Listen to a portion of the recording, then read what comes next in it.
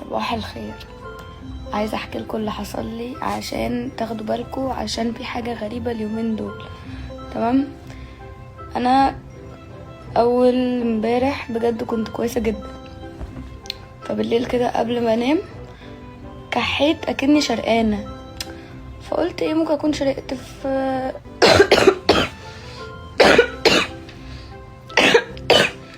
شرقت في اكل او حاجه.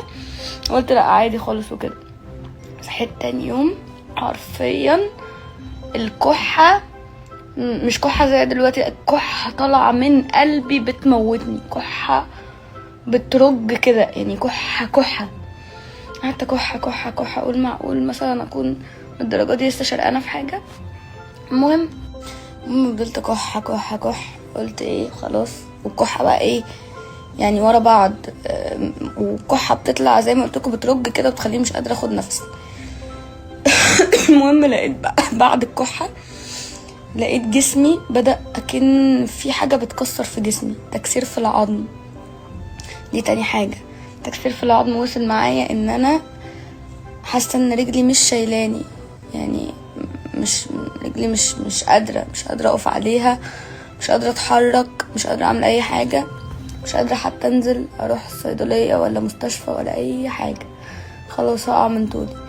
لحد ما ايه عبد الله جه، نزلنا عشان نروح الصيدليه عشان اخد يعني دواء او حقنه او اشوف عندي ايه او كده. ما قدرتش اقف، مش قادره اقف خالص، هقع. فرجعت بعدين ايه مكانتش ينفع طبعا.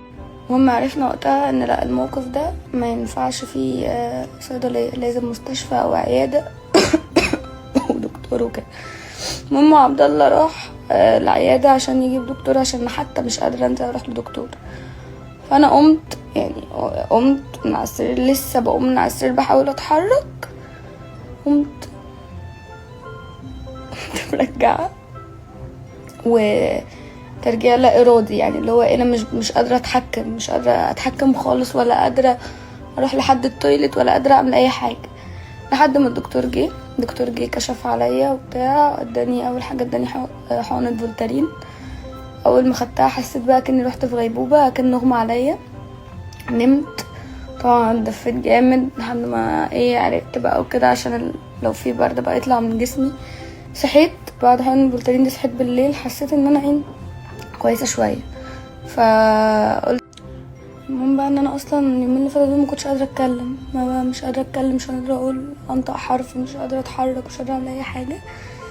المهم بعد ما صحيت، بعد ما خدت الحقنه ونمت وصحيت قشطه، الحقنه سكنت شويه ورجعت اتنكست تاني. تعبت اكتر من الاول. جسمي بقى يا جماعه ايه يعني، انا اصلا نايمه في الحر، جسمي كله ساقع وبترعش وبردانه، ونايمه في حر وجسمي متلج، وفجاه يسخن ومتلج وفجاه يسخن.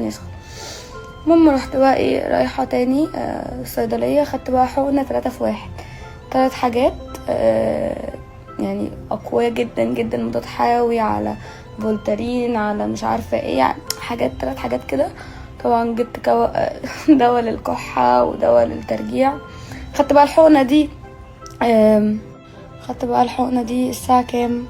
خدتها الساعه 6 الصبح، اللي هي 3 في 1 دي.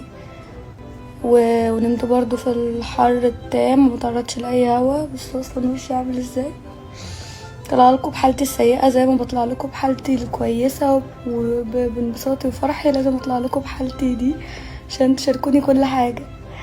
المهم يعني ان الحقنه 3 في 1 دي الحمد لله يعني ريحتني شويه. دلوقتي وجع التكسير في العظم والجسم كده هدي شويه، الكحه لسه موجوده بس برضو اخف. الصداع راح، كنت مصدعه صداع غريب.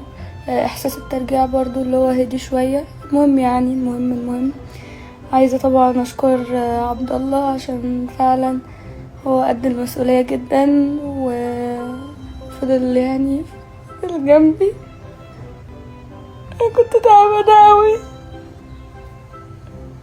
بجد، هو طلع قد المسؤوليه جدا، وكان عمال يروح ويجي ويلف على الدكاتره ويجيب لي عصاير ويجيب لي اكل، كان خايفة لان انا كنت تعبانة قوي بجد، مكنتش عارفة ايه اللي عندي مثلا اعرض ايه يعني. الحمد لله الحمد لله.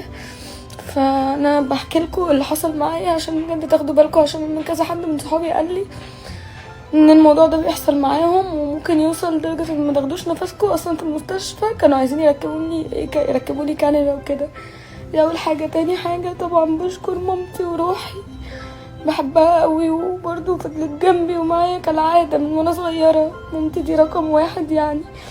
وبشكر كل الناس وكل اصحابي اللي سالوا عليا وكل الناس اللي انا ما كنتش متوقعه ان هم يسالوا عليا ويكلموني. بجد انا بحبكم قوي والله العظيم. واكتشفت ان لا، في ناس فعلا مش بيبقوا جنبكم اكتشفت ان فعلا في ناس مش بيكونوا معانا في الفرح بس، لا كمان بيكونوا معانا في الوقت الصعب وفي التعب والعيا والمرض وكل ده. فشكرا شكرا قوي لكل اصحابي، وشكرا للناس ما كناش بنتكلم من سنين وبرضه سألوا عليا. شكرا للناس اللي لسه عارفاهم وسألوا عليا. شكرا لكل الناس بجد.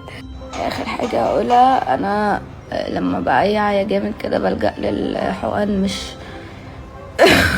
مش للأدوية اللي هي البيلز وكده، لان بتخليني ارجع وما بقدرش استحملها. كمان الحقن بتعالجني اسرع وهي كده معروف ان الحقن مفعولها اسرع يعني بتشفي اسرع. بس باي.